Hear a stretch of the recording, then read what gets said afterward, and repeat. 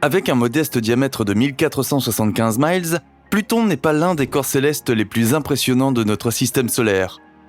Cela ne signifie pas pour autant que la célèbre planète naine ne possède pas d'étonnantes formations paysagères qui émerveillent les experts comme le public. Afin d'observer de plus près l'ancien membre de notre système planétaire, la NASA a envoyé la sonde spatiale New Horizons dans les contrées de Pluton il y a quelques années. Le vaisseau spatial non habité n'a atteint l'objet de la ceinture de Kuiper qu'en 2015, mais la mission a produit de superbes images haute résolution du petit objet céleste, que nous aimerions examiner de plus près avec vous aujourd'hui. Vous voulez nous rejoindre dans notre voyage galactique vers les plus grands mystères de l'univers ? Alors n'oubliez pas de vous abonner à notre chaîne et de cliquer sur la cloche pour ne plus jamais manquer une de nos vidéos à l'avenir. N'hésitez pas à nous montrer que vous aimez le contenu de nos articles en laissant un pouce bleu.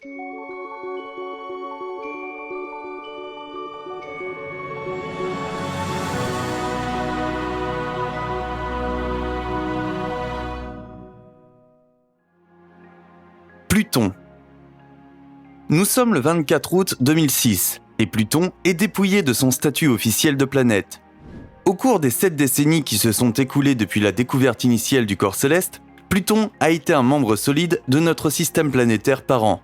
Cela a toutefois changé lorsque le concept de base de planète a été redéfini. Cette remise en question scientifique a été précédée par la découverte de nombreux autres objets dans la ceinture de Kuiper, dont certains avaient une taille similaire à celle de Pluton. Afin de ne pas faire passer le nombre de planètes officielles de notre système solaire à un chiffre ingérable, la nouvelle classe des planètes naines a été introduite, dans laquelle Pluton est désormais classé. Ce corps céleste tourne autour du Soleil à une distance moyenne de près de 4 milliards de kilomètres. En raison de son orbite de rotation excentrique, la planète naine a besoin de 248 ans pour tourner complètement autour de notre étoile hôte. L'immense distance entre le Soleil et Pluton est à l'origine des températures glaciales qui règnent à la surface du corps céleste. Plus précisément, le thermomètre de Pluton ne dépasse jamais les moins 360 degrés Fahrenheit. Avec une superficie d'environ 6,8 millions de miles carrés, la surface de Pluton est à peu près de la taille du continent sud-américain.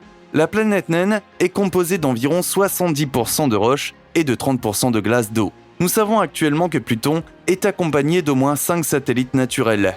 Le satellite le plus grand et le plus connu est la Lune Charon. Ce satellite, qui a été découvert en 1978, a un diamètre d'environ 750 miles. Ainsi, Charon fait plus de la moitié de la taille de Pluton elle-même. En raison de ce rapport de taille frappant, on parle souvent du système double Pluton-Charon. Contrairement au système Terre-Lune, le centre de gravité autour duquel gravitent les deux corps célestes n'est pas situé à l'intérieur de la planète naine, mais à l'extérieur de Pluton. Des images étonnantes. Grâce aux nombreuses photos prises par New Horizons lors de son excursion vers Pluton, nous pouvons désormais observer la surface du corps céleste avec plus de détails que jamais auparavant.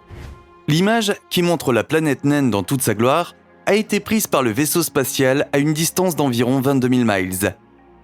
L'image a ensuite été affinée afin que nous puissions la voir dans les couleurs naturelles que l'œil humain percevrait en regardant directement le corps céleste. Ce qui nous frappe immédiatement à la vue de cette image étonnante, c'est le fait que l'extérieur de Pluton est orné de relativement peu de petits cratères. Cette circonstance signifie à l'inverse que la surface de la planète naine a dû se renouveler au cours des millénaires. Le cas où Pluton aurait été largement épargné par les impacts galactiques semble extrêmement improbable. Par conséquent, des processus naturels doivent se produire encore et encore sur le petit corps céleste qui recouvre en fin de compte complètement les points de collision. Une résurgence comparable des cratères de météorites se produit d'ailleurs sur notre planète bleue. Ici, c'est entre autres le flux des vents, le cycle de l'eau et la végétation qui effacent les cratères galactiques du paysage. On remarque également que la surface de Pluton est divisée en zones très lumineuses et extrêmement sombres. En fait, la planète naine présente le deuxième plus grand contraste de luminosité de tous les corps connus du système solaire. Il n'y a que sur Iapetus, la lune de Saturne, que l'on trouve des différences de luminosité encore plus prononcées. La plaine du Spoutnik. La grande zone de glace sur Pluton, appelée plaine du Spoutnik, doit son nom au satellite du même nom qui fut le premier objet fabriqué par l'homme à quitter la Terre. Comme la zone glacée ne présente pratiquement aucun point d'impact, certains experts supposent que la plaine s'est formée il y a moins de 100 millions d'années. Il est possible que ce processus de déformation géologique se poursuive encore aujourd'hui. À première vue, l'apparence de la surface de glace ressemble à un paysage de boue gelée. Les indentations visibles dans le sous-sol, que l'on peut voir clairement sur l'image détaillée, sont peut-être le résultat de l'influence des vents. Des montagnes fascinantes. Les images des basses terres glacées de Spoutnik ne sont pas moins intéressantes que celles montrant les montagnes glacées de la surface de Pluton. La surface lisse de la planète dite de Spoutnik se transforme en une fascinante chaîne de montagnes qui, par ses dimensions, n'a vraiment pas de quoi être embarrassée par rapport à nos montagnes terrestres. Parmi les élévations les plus imposantes de Pluton figurent les monts Norgay, qui s'élèvent à près de 11 500 pieds. Les monts Hillary, qui s'étendent le long du bord ouest de la plaine de Spoutnik, s'élèvent à leur tour à près de 5000 pieds au-dessus de leur environnement. Selon toute vraisemblance, ces formations ne sont pas faites de roches conventionnelles, mais de glace d'eau. Aux températures glaciales qui règnent naturellement sur la planète naine, la glace d'eau peut devenir aussi dure que la roche. Comment exactement ces étonnantes élévations de glace se sont développées sur le petit corps céleste reste un mystère non résolu pour les scientifiques. En particulier, le fait que Pluton ne se trouve pas dans la sphère d'influence d'un objet céleste plus massif, qui pourrait déformer la croûte de la planète naine, suscite de grands points d'interrogation chez les experts. Structure détaillée de la surface. Cette image haute résolution des structures naturelles de la surface de Pluton nous montre à quoi ressemble en détail la face galactique de la planète naine. Au cœur de cette image mosaïque rehaussée de couleurs, nous pouvons voir une bande de paysage d'environ 80 km de large qui s'étend du bord des Badlands aux zones glacées de la planète naine.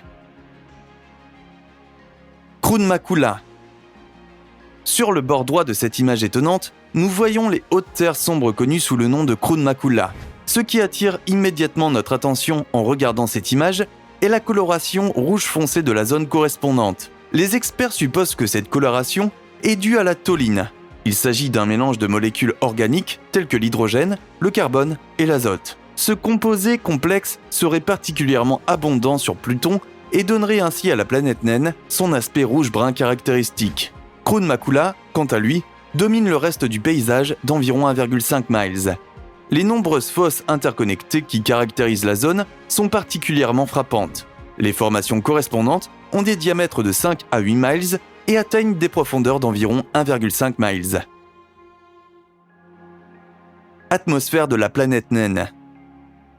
L'atmosphère de Pluton est extrêmement faible. La fine enveloppe protectrice naturelle qui entoure le corps céleste est en grande partie composée d'azote. Les autres composants sont le monoxyde de carbone et une petite quantité de méthane. Grâce aux informations recueillies par la sonde New Horizons de la NASA au cours de sa mission, nous savons que l'atmosphère de Pluton s'étend sur environ 1000 miles au-dessus de la surface de la planète naine. Le monoxyde de carbone qu'elle contient, quant à lui, a une température intrinsèque de moins 364 degrés Fahrenheit. Cela correspond aussi à peu près aux températures qui règnent là-bas sur le sol.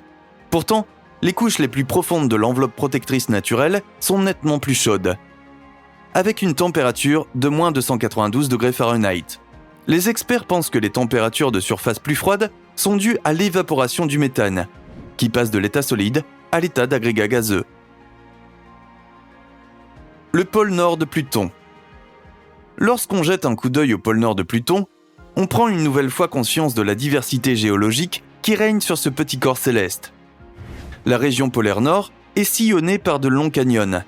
La plus grande de ces formations paysagères naturelles a une largeur considérable d'environ 47 miles. Les canyons situés à proximité de cette formation béante n'ont cependant qu'une largeur de 6 miles. Les canyons du pôle nord de la planète naine semblent être beaucoup plus anciens que les systèmes de canyons que nous trouvons dans d'autres régions de Pluton. Les scientifiques voient dans l'existence de ces canyons polaires une preuve importante de l'existence d'une ancienne période tectonique sur le corps céleste. Système de canyons. L'image du système de canyons non cartographié montre la zone connue sous le nom de la région de Tombaugh. Les chercheurs n'ont pas encore réussi à déchiffrer l'origine exacte de ces innombrables indentations à la surface. De nombreux experts pensent que ces dépressions mystérieuses ont été créées par l'interaction entre l'intrusion de glace et l'évaporation naturelle. Comme la zone en question présente très peu de points d'impact, il est raisonnable de conclure qu'elle ne s'est formée qu'il y a une courte période géologique.